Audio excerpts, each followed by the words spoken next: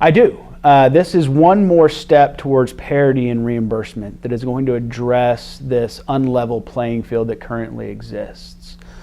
As I've said, this is something that oftentimes results in consolidation.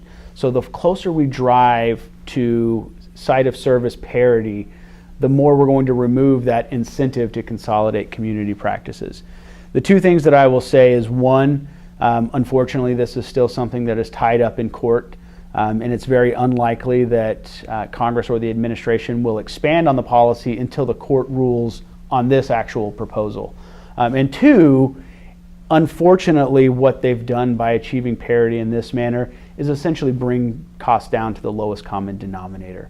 So if you think about parity as a disparity in payment as it exists today, hospitals are here, community practices are here. Instead of finding a way to meet in the middle, what they've done is just bring everybody down here. And that's obviously in an effort to show more cost savings from the government's perspective, but oftentimes that puts a heavier burden on the impacted hospitals. And that's a conversation that still needs to be had.